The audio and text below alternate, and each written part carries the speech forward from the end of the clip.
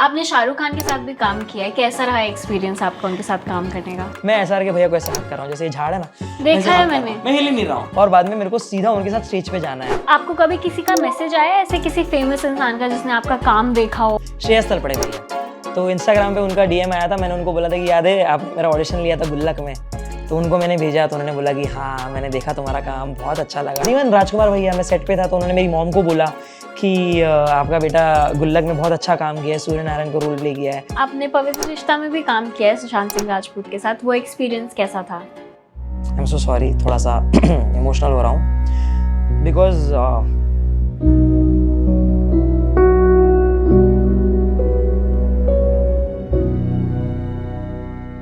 Hello everyone, welcome to RVCJ movies. मेरा नाम है ख्याति और आज हमारे साथ है एक ऐसे एक्टर जिन्होंने सिर्फ 20 साल की एज नहीं बल्कि 20 साल का एक्सपीरियंस भी कमा लिया है इंडस्ट्री में। प्लीज वेलकम जय ठक्कर। तो ये जो इतना लंबा आपका स्ट्रगल रहा 2 साल का, as a child how difficult was it for you? क्योंकि मेंटली बच्चा इतना मच्योर तो नहीं होता है कि वो ये चीज़ एक्सेप्ट कर पाए कि हाँ रिजेक्शन है, part and parcel of life है। एक बच्चे के लिए ये रिजेक्शन और जो वो करना चाहता है वो ना कर पाना बहुत ज़्यादा इम्पैक्ट करेगा उसकी मेंटल हेल्थ पे। तो आप कैसे डील करते थे इससे? मतलब ये अगर आप देखने जाओ तो ये लेबर था ही नहीं, ये मेहनत थी नहीं मेरे लिए ये ट्रेनिंग थी, मेरे लिए ये स्कूल था, मेरे लिए एक ऐसा था कि मेरा पैशन बार बार टेस्ट किया जा रहा है और मेरे को मज़ा आता था। मेरे को कोई बोलता था ना ये स्क्रिप्ट कर ले, तो मैं उसको ये नहीं सोचता था अरे यार वो हार्ड करना पड़ेगा। जो आज अगर आप देखो, अगर किसी बच्चे को पढ़ाई के लिए बोलो तो वो लोग ऐसे हो जाते हैं, बट मेरे को ऐसा नहीं था। मेरे को था कि क्या है पहले देखूँ तो सही, पढ़ूंगा फिर थोड़ा सा क्यूरियोसिटी बिल्ड होगा, तो वो जो क्या है देखूँ तो सही, जो क्यूरियोसिटी है वो होना, जैसे मैंने आपको शुरू में ही बताया, वो इंडस्ट्री में बहुत ज़रूरी है कि आपकी क्यूरियोसिटी हो, हंगर हो, ईगर हो, तभी आप टिक पाओगे। तो वो मुझ में था, तो फिर वो क्यूरियोसिटी की वजह से आई थिंक सो मुझे बहुत हेल्प हुआ। एंड रिजेक्शन ना, मतलब मुझे समझ में नहीं आता था बचपन में, तो आपको मतलब नहीं हुआ ठीक है, नहीं हुआ। अभी आपने राजकुमार राव और वामिका गब्बी के साथ काम किया है, कैसा रहा एक्सपीरियंस आपका वो बहुत अच्छा सेट पे? राजकुमार भैया के साथ मैंने पहले भी काम किया हुआ है। He has played my father in one of the very famous short films called as Us Din. Okay. और वो रिलीज हो चुकी है, Royal Strike Barrel short film है। एंड तभी उनका नाम राजकुमार यादव था, मतलब जो लास्ट में जो एंड क्रेडिट्स आते हैं ना, तो उनमें राजकुमार यादव आता था, तो मैं ऐसे दिखता था अरे अभी राजकुमार, बिकॉज आई थिंक सो उनका सरनेम उन्होंने चेंज किया हुआ है। तो जब मैंने उनके साथ वो जब शॉर्ट फिल्म शूट की थी, तभी he played the role of my father, और मैं बहुत छोटा था, मैं तभी 7 साल का रहूँगा।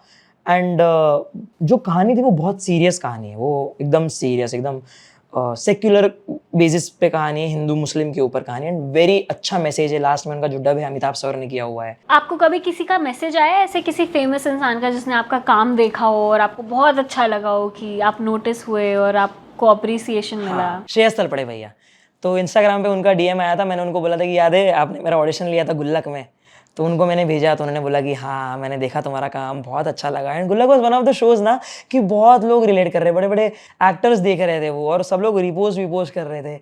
तो और वो मतलब मैंने उनको जब बोला कि थैंक यू आपने मेरा ऑडिशन लिया, और अगर आप नहीं लेते तो आज मेरा नहीं हो पाता, और मेरे को एंड मोमेंट पे भेजना था उनको, ताकि मैं एटलीस्ट एक शॉर्ट लिस्टिंग में तो चला जाऊँ, वरना मैं जाता नहीं उसमें। तो उन्होंने बोला कि अरे कॉन्ग्रेचुलेशन। इवन राजकुमार भैया, मैं सेट पे था तो उन्होंने मेरी मॉम को बोला कि आपका बेटा गुल्लक में बहुत अच्छा काम किया है, सूर्य नारायण को रोल प्ले किया है। आपने शाहरुख खान के साथ भी काम किया है, कैसा रहा एक्सपीरियंस आपको उनके साथ काम करने का? सो शाहरुख भैया, जब मैं छोटा था तब मैं एक शो किया था, घर की बात है। एंड वो रेड चिलीज प्रोडक्शन हाउस का एक टेलीविजन वाला विंग था, इडियट बॉक्स, तो उनका मैंने ये शो किया था जिसमें बहुत अच्छे अच्छे एक्टर्स थे। तभी तो मेरे लिए they were like very famous actors, Swapnil Joshi भैया, Sumit Raghavan sir, Juhi Babbar, Jayati Bhatia. So I was amongst them, और मैं तभी एड्स तो कर ही रहा था। एंड टीवी सीरियल्स में भी मैंने नॉर्मल उतना भी बड़ा किरदार नहीं, लेकिन वन ऑफ द इंपॉर्टेंट किरदार प्ले किया था अंबरधारा वगैरह में। तो वाया ऑडिशन देते I got locked in this, and मैंने ये शूट किया। एंड तभी भी पता नहीं था कि एसआर के सर का है, क्योंकि स्टार्टिंग में कुछ बताया नहीं जाता है। मैं आपको एक किस्सा बताऊंगा, वो हमारे टीवी शो के अंदर नहीं आए थे एक एपिसोड में भी, बट ऐसा था कि यार एक बार आ जाए सेट पे, तो आ जाए एक बार मिल ले, प्रोड्यूसर से मिल ले। तो वहाँ के क्रिएटिव लोग बोलते थे अरे तुम लोग इतना क्यों सीरियसली ले रहे हो, प्रोड्यूसर तो है, मिल लेंगे, चलो ऑफिस में बुलाते हैं तुमको, कभी ऑफिस में कभी कभी आते हैं सर रेड चिलीज के। मैंने बोला कि ठीक है किसी दिन जाएंगे। किसी दिन जाते थे, कभी कभी नहीं होते थे, वेट करना पड़ता था। वेट करने के बाद भी पता चलता था कि यार आज वो नहीं आएंगे, तो हम चले जाते थे ऑफिस से, कभी ऑफ डे रहता था ना सभी।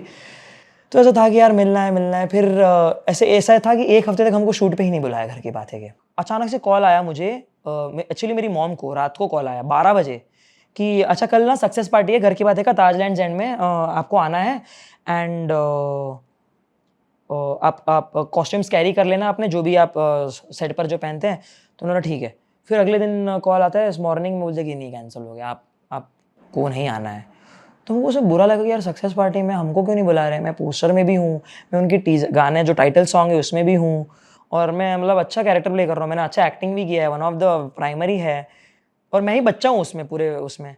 तो फिर लगी कि चलो ठीक है यार, नसीब में नहीं होगा, कोई बात नहीं। फिर वापस दोपहर को कॉल आया कि अच्छा अभी 2 घंटे में है, आप आ सकते हो क्या। अब हम रहते थे मुलुंड थाने साइड में, वहाँ से ताजलैंड एंड आना भी बहुत वो था। तो क्या अभी निकलना पड़ेगा। तो बोला कि हाँ मैं स्कूल में था, मेरी मॉम को कॉल आया, मम्मी फटाफट स्कूल में आई, मैं स्कूल यूनिफॉर्म में भागा हूँ, स्कूल यूनिफॉर्म में बोला कि चलो चलो जाना है। तो हम गए वहाँ पर। तो वहाँ पर पता चला मुझे, मतलब मेरी मॉम को और मैं साथ में थे, तो Juhi Babbar ma'am and Sumit Raghavan sir, वो लोग बोल रहे थे कि जय को क्यों नहीं बुलाया था आपने, क्यों नहीं बुलाया था जय को, वो तो one of the integral parts of the TV show है। तो बाद में हमको पता चला कि जो घर की बातें जो शो थी, उनके जो क्रिएटिव हेड थे, उनकी जो असिस्टेंट थी ना, उन्होंने ये चीज़ किया। उन्होंने ये सोचा कि यार 2 घंटा है, उसको आने जाने में दिक्कत होगी, और गाड़ी का ट्रैवलिंग तो हम प्रोवाइड कर सकते नहीं, रात को 12-1 बजे जाना होगा तो टैक्सी वैक्सी नहीं मिलेंगी, ट्रेन बंद हो जाती तो कैसे जाएंगी, इसके लिए मैंने मना किया और इसके लिए मैंने नहीं बुलाया।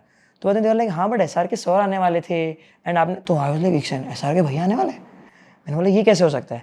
तो मेरे को लगा कि शायद होगा, क्या पता, ऐसे हाई होप्स नहीं रखने हैं। तो फिर बाद में पता चला कि वो आए, मम्मी को सॉरी वॉरी बोला। अब मेरे को पता नहीं था कि वो बैकएंड में क्या बातें चल रही है। फिर जूही मैम आए, उन्होंने बोला कि तुम्हारे लिए हमने बोला कि हम जाएंगे ही नहीं स्टेज पे अगर हैप्पी आलू वाले नहीं रहेगा तो।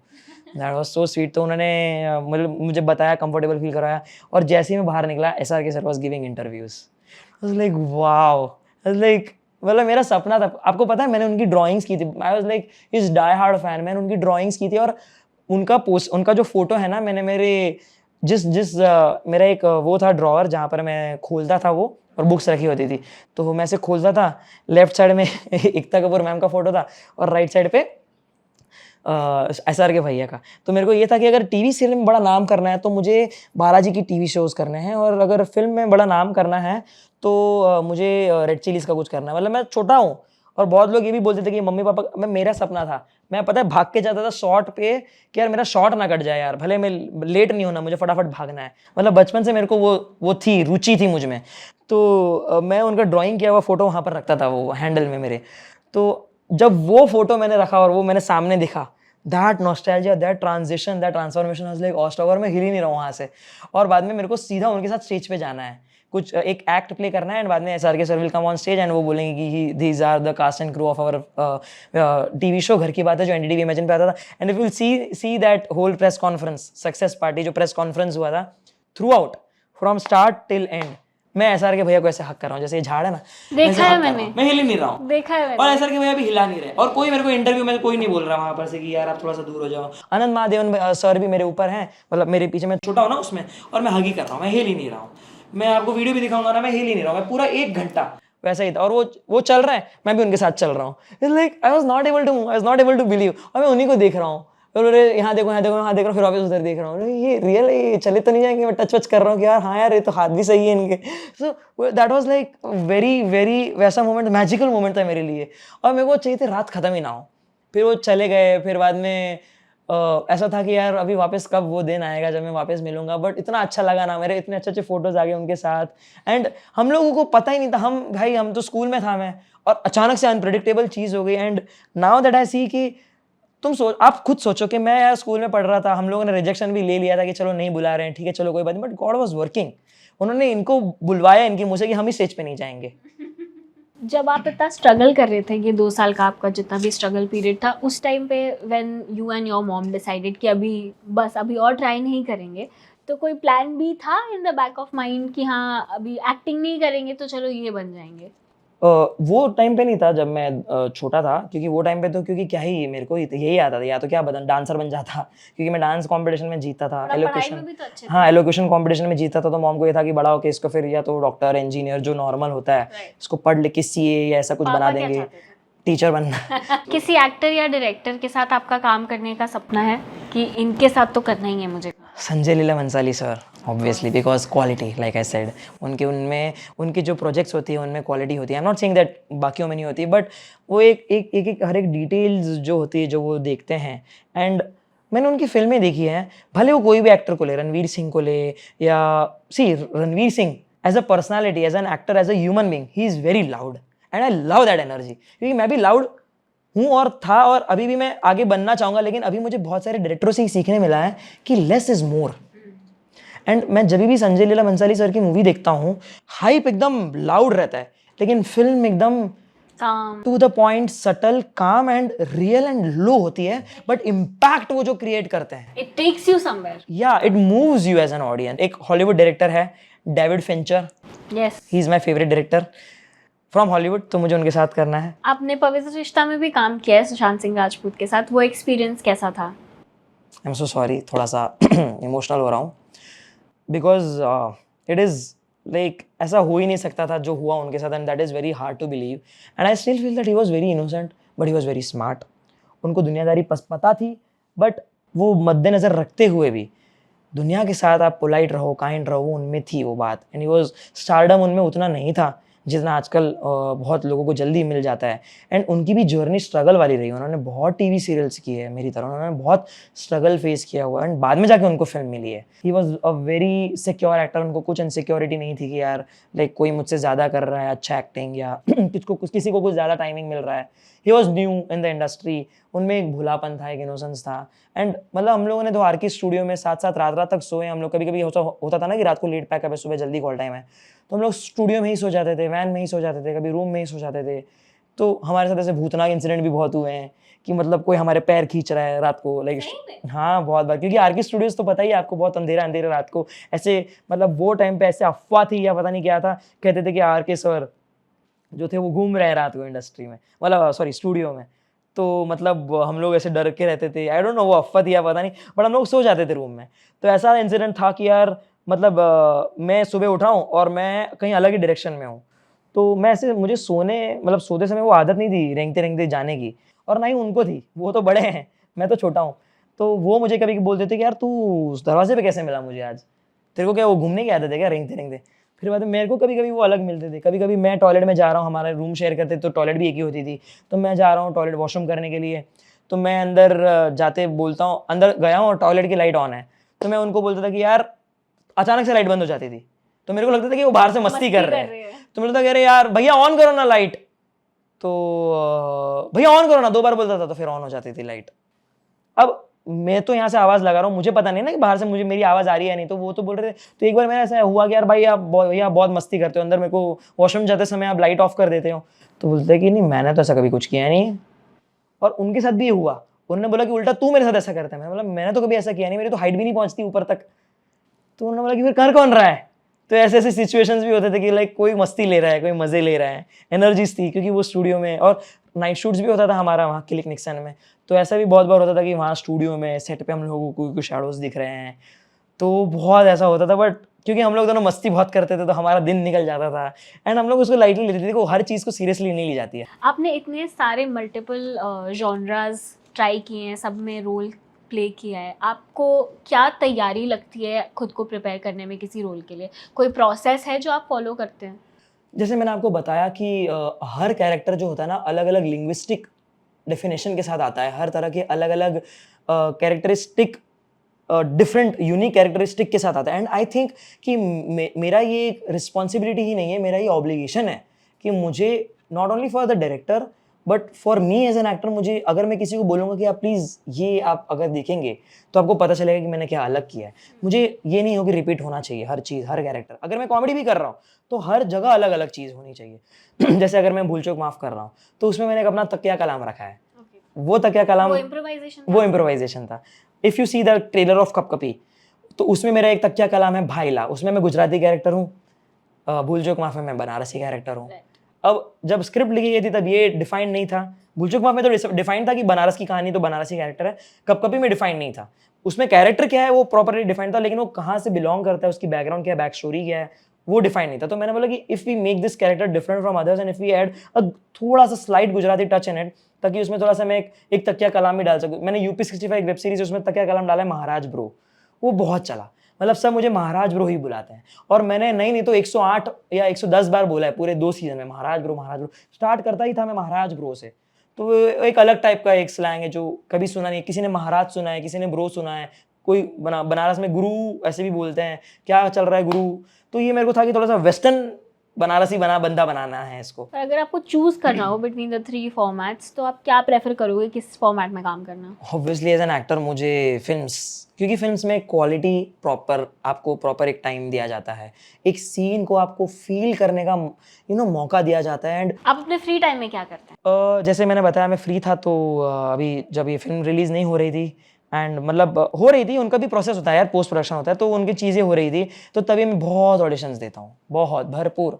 एंड मैं ऑडिशंस को एक्टिंग क्लास ले समझता हूँ। तो एक पार्ट ऑफ योर वर्क हो गया ना, जब काम नहीं करते तब क्या कर रहे होते हैं? तब मैं एडिटिंग करता हूँ, लाइक मैं खुद ही के जो काम जो मैंने किए हुए हैं उनको एडिट करता हूँ, एंड उनका खुद एक अमेलगमेशन बनाता हूँ, उनका एक 90 सेकेंड रील बनाता हूँ, और उनका एक ऐसा बनाता हूँ, और उसमें से मैं सीखता हूँ कि मतलब अच्छा ठीक है, अगली बार मुझे ये करना है, ये नहीं करना है मुझे। एक वो होमवर्क, एक वो हो गया। दूसरा अगर आप कहो तो मुझे ना extracurricular activities related to the film industry बहुत पसंद है। मैंने आपको एक तो बताया एडिटिंग, और दूसरा मुझे फिल्म्स, छोटे छोटे शॉर्ट फिल्म्स डायरेक्ट करना बहुत पसंद है, छोटे छोटे, like short on iPhone, and बस कुछ कहानी हो गई, स्टोरी टेलिंग हो गई, ताकि मैं इंडस्ट्री से भी जुड़ा रहूँ, और लिखना पसंद है मुझे। एज एन एक्टर मैं बिलीव करता हूँ आपको एक राइटर वाला भी एक वो एक कला आनी चाहिए, एक राइटिंग की कला भी आनी चाहिए, क्योंकि अगर आप राइटिंग की कला ला रहे हो तो आप नए नए शब्द को ला रहे हो अपने वोकेबुलरी में, अपने लिटरेचर में।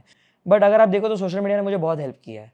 यूट्यूब में मैंने जितने भी मैंने एजुकेशन में एकेडमिकली जो ग्रोथ किया है, मैंने यूट्यूब वीडियोस देख कि आप अगर स्कूल में जा रहे हो तो स्कूल में आपको A to B पढ़ाया जा रहा है, ठीक है, लेकिन आप यूट्यूब पे जा रहे हो तो A to B के बीच में बहुत सारी चीज़ें हैं, इंटरेस्टिंग चीज़ों में बताया जाता है। तो वो सारी चीज़ें मैं लर्न करता हूँ, एंड कुछ स्क्रिप्ट लिख देता हूँ, कुछ कहानी लिख देता हूँ, और फिर चला जाता हूँ उसको रिकॉर्ड करने। एंड थैंक्स टू गॉड मैं फ्री भगवान मुझे नहीं रखते हैं, थैंक्स टू गॉड। एंड अगर मैं बिजी हूँ तो मैं ऑडिशंस में ही बिजी हूँ, और एड्स के शूट्स में बिजी हूँ। मैं फ्री रहता हूँ तो मैं एड्स करता हूँ। एज एन एक्टर ये बहुत बड़ी प्रिविलेज है कि आप बिजी रहे। एज एन एक्टर फिटनेस कितना ज़रूरी है?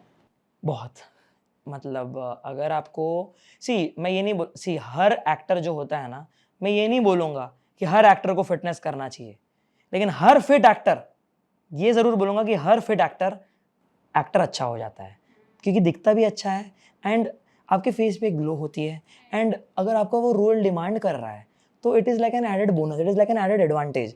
आज भी मैं वर्कआउट करके आया हूँ 1 घंटा, फिर आधा घंटा मंदिर में, थोड़ा सा मैं कभी भी भगवान से मांगता नहीं, मैं थैंकफुल रहता हूँ। जिम में जाता हूँ ये सोच के नहीं कि यार मेरे एब्स बन जाए, नहीं, मेंटल हेल्थ, क्योंकि फिटनेस इज लोगों को, इट्स नॉट जस्ट आपका बॉडी अच्छा रहे, आपके एब्स रहें, एंड ठीक है बन रहे हैं तो इट इज़ लाइक ग्रेट। आपका डिसिप्लिन, ये भी लोग देखते हैं कि how discipline you are in terms of treating your own body. जब मैं मंदिर में जा रहा हूँ और खुद की बॉडी को ही मंदिर नहीं समझ रहा हूँ, है ना। But I am not against those people who are not going to the gym. I think ठीक है, सब लोगों का अपना अपना तरीका होता है वर्कआउट करने का, कोई वॉकिंग करता है, कोई रनिंग करता है, कोई कैसे ना कैसे करके अपना वो करता है। But for me as a human being, as an actor, मेरा ना दिमाग बहुत अच्छा चलता है आफ्टर वर्कआउट। मेरे ट्रेनर हैं अभिजीत, एंड वो इतने अच्छे ट्रेनर है कि मतलब वो मुझे पुश करेंगे भले मेरा मन नहीं होगा। तो the reason I am telling you is this, कि जब मैं सुबह उठ रहा हूँ और मैं एक घंटे में एक ऐसी चीज़ जो मैं सुबह उठ के सोच रहा था कि यार नहीं हो पाएगा यार आज वर्कआउट, वो खत्म करके आ रहा हूँ, तो मुझे ऐसा लगता है कि एक सेंस ऑफ अचीवमेंट आती है, एक सेंस ऑफ अकम्पलिशमेंट होता है कि यार मैं सोच रहा था मैं नहीं कर पाया हूँ और वो मैंने किया, तो ऑक्सीटोसिन मेरे दिमाग में रिलीज हुए, एक सेंस ऑफ अकम्पलिशमेंट वाला एक हार्मोन रिलीज हुआ, उससे मुझे मोटिवेशन मिला कि अच्छा जब इतनी बड़ी चीज़ कर सकता हूँ तो ये क्या ही चीज़ है, चलो ऑडिशन बनाना है, चलो करते हैं, चलो फटाफट करते हैं, चलो। तो वो एक मेरे को मेंटल स्टेबलाइज रखता है। एज एन एक्टर फॉलोइंग होना और सोशल मीडिया पे अपनी प्रेजेंस रखना कितना इम्पोर्टेंट है? As an actor I feel it depends, आपके टारगेट ऑडियंस क्या है। ठीक है, आजकल बहुत एक्टर है जिनके टारगेट ऑडियंस, वो लोग सब चाहते हैं कि मतलब मैं कास्टिंग डायरेक्टर को तो ऑब्वियसली मैं अपना काम तो दिखाऊं, बट जनरल ऑडियंस को भी जो ये फील्ड से नहीं है, फिल्म फ्रेटर्निटी से नहीं है, वहाँ जाके वायरल करूँ अपने आप को। तो if they are doing that it is fine. But मैं अपना अगर बताऊँ तो मैं ये मानता हूँ कि मेरे जो टारगेट ऑडियंस है वो सोशल मीडिया पे नहीं, एज अ व्यूअर मुझे मेरा काम देखने के लिए है, बट मेरा जो मेन प्लेटफॉर्म है, it is not mobile, it is not Instagram. My main platform is cinema. My main platform is films, web series, TV shows. And the question about ki whether it impacts me, तो मुझे बहुत लोग message करते हैं इन ads, आजकल बहुत common हो गया है in ads, they ask for your Instagram link and आप भेजते हो। एंड मैं मेरे देखो जब मेरे 50 के थे, 5 के थे तब भी मैं भेजता था, आज मेरे 200 से ऊपर के हैं तब भी मैं भेजता हूँ, 2 लाख है तब भी मैं भेजूंगा, और मेरे लिए वो इम्पोर्टेंट नहीं है। मेरे को अपना आर्ट ऑडिशन भेजा, अगर उन्होंने ये रीज़न की वजह से, मेरे फॉलोअर्स की वजह से मुझे सिलेक्ट किया, तो उसमें मेरा नुकसान ही नहीं है, उनका नुकसान है, उनका आर्टिस्ट जा रहा है, उन लोग आर्ट मिस आउट कर रहे हैं। And see thinking about from their perspective, आज अगर मैं प्रोड्यूसर बनूंगा, मेरे पास अगर बैंक अकाउंट में 10 करोड़ रुपए हैं और अगर मैं वेब सीरीज बना रहा हूँ या फिल्म बना रहा हूँ, तो एज अ सेल्फिश मोटिव मैं ये रखूंगा कि एटलीस्ट एक OTT बंदा हो ताकि मेरी सीट भरे। तो उनके हिसाब से they are doing right and हम उनको रॉन्ग समझ रहे। So there is nothing right, there is nothing wrong, it is a grey area. What's right is your honesty, is your karma, keep giving without thinking, simple. आप करते जाओ, आपके काम की वजह से अगर आपको काम मिल रहा है तो इससे ज़्यादा और क्या चाहिए। अगर आपके फॉलोअर्स से, जैसे मैंने शुरू में क्या बोला था इंटरव्यू में, कि कला की कीमत नहीं कदर होनी चाहिए। अगर कला की कीमत हो रही है तो अच्छी चीज़ है, कलाकार के सर्वाइवल के लिए बहुत अच्छी चीज़ है, लेकिन कदर की जाएगी ना तो वो लॉन्ग लास्टिंग रहेगी। तो फॉलोअर्स इज कीमत एंड आर्ट इज द कदर। अगर आप आर्ट की वजह से अप्रिशिएट किए जाओगे तो आपकी कदर की जाएगी, आपको दोबारा बुलाया जाएगा। इसके लिए अगर आप वेब सीरीज देखोगे या एड्स देखोगे, मुझे बार बार with God's grace, with because of the blessings of my family and because of their teachings मुझे रिपीट करते हैं, बिकॉज आई थिंक दैट उनको भी एक कंफर्ट चाहिए और उनको भी चाहिए कि एक ऐसा एक्टर जो फटाफट काम करे, नॉट जो फटाफट फॉलोअर्स ला सके। राइट, वही है। So I think that it should not affect anyone. And हो रहा है आजकल, बहुत लोग ये भी कर रहे हैं कि न्यूज़ में मैंने पढ़ा था कि फॉलोअर नहीं है तो सुसाइड कर लिया, फॉलोअर नहीं है तो मतलब लाइफ में गिव अप मार दिया। भाई मेरे लाइफ में फॉलोअर छोड़ो, हेल्थ नहीं थी, मैंने गिव अप मारी।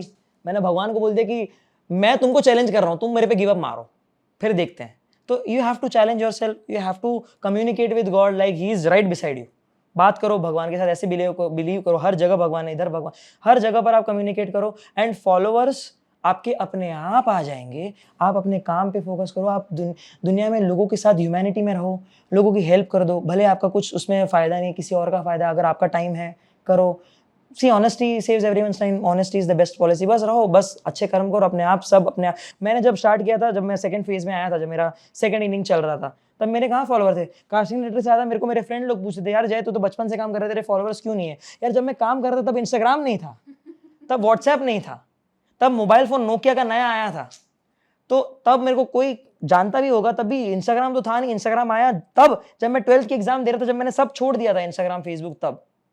तो it is not my fault that Instagram तब आया जब मैंने पढ़ाई पे फोकस करना चालू किया। एंड ठीक है, जब मैंने वापस इंस्टाग्राम इंस्टॉल किया तो धीरे धीरे ग्रोथ हुई, बट मेरा इंस्टाग्राम पे ग्रोथ होने से ज़्यादा मेरा फोकस था कि मेरे आर्ट में, एक्टिंग टैलेंट में ग्रोथ हो। अगर मैं वहाँ रहूँगा ना तो फिर मैं उस लूप में फंस जाऊँगी कि यार रोज़ कंटेंट बनाना है। यूट्यूबर हो तो यार मेरे को रोज़ कंटेंट बनाना है, वरना मेरे कंटेंट ड्रॉप्स हो जाएंगे, मेरे को फॉलोअर ड्रॉप होंगे, मेरे व्यूअरशिप ड्रॉप होंगे, फिर मैं वो साइकिल, वो लूप में फंस जाऊँगा। और मुझे वो नहीं करना था, क्योंकि मैं एक जोन था जिसमें मैं वो चला गया था। फिर मैं रोक चुका अपने आप को, बिकॉज मेरे को था कि अगर मैं ये चीज़ ऑडिशन पे फोकस करूँगा, दिन में मैं अगर एक साल में मैं अगर 1000 ऑडिशन दूंगा, कोई एक तो होगा ना जो मुझे क्रैक करेगा, और वो एक अगर वो चल गया तो एक की वजह से मैं आगे चल जाऊंगा। अगर मैं 1000 रील बनाऊंगा तब भी यही है, एक रील चल गई तो उसमें मेरा ये फायदा होगा, बट देन उसके रिपरकेशंस भी होते हैं। तो I feel that instead of being like an Instagram influencer, which I don't have any ऐसा कुछ ऐसे प्रॉब्लम में अगेंस्ट मैं नहीं हूँ किसी के, बट मेरा platform is cinema and I am completely devoted to it. कभी कभी बीच में मस्ती के लिए कोस्टार के साथ बना दिया तो बना दिया, just for the sake of fun, not for the sake of followers and viewers. अगर डायरेक्टर्स मांग रहे हैं तो I am okay with that also. आप मांगिए, आप देखिए, आपको जैसा सही लगे आप करिए, but I am sure about my art, what I am bringing to the table. If I am not bringing good followers, and I think so 2.5 lakh is not a less amount, it is not a bad amount, it is not a good amount, it is a balanced amount. No, it's a good amount. मेरे को फर्क नहीं पड़ता। आज मेरे अगर नहीं होते ना इंस्टाग्राम भी, बहुत एक्टर्स के इंस्टाग्राम ही नहीं है। I think so Ranbir Kapoor का इंस्टाग्राम नहीं है, राइट? नहीं है, सी। तो there are a lot of actors जिनके इंस्टाग्राम नहीं है। नवाजुद्दीन सिद्दीकी, बहुत सारे इन्फ्लुएंसर्स जिनके 50-50 मिलियन है, और नवाजुद्दीन सिद्दीकी सर देखो, तो प्लेटफॉर्म ही नहीं है मेरा, वो ना उनका। सो मेरे को अफेक्ट नहीं पड़ता। I am a very secure person in terms of that. मेरे को आप मेरे काम के बारे में बताओ, मैं उसमें फोकस करूँगा। इंस्टाग्राम एंड ऑल ठीक है, अपने आप बढ़ेगा तो बढ़ेगा, अदरवाइज मेरे को मेरा काम से रोजी रोटी मिल जाती है। Thank you so much for coming, बहुत अच्छा लगा आपसे बात करके। हमारी तरफ से आपके लिए एक छोटा सा गिफ्ट है। Thank you so much for having me and for this gift. It was great talking to you as well, क्योंकि ऐसा होता है ना कि कभी कभी इंटरव्यूज में भी you self reflect a lot. Yes. Thanks for the self reflection. Okay, thank you so much. Thank you.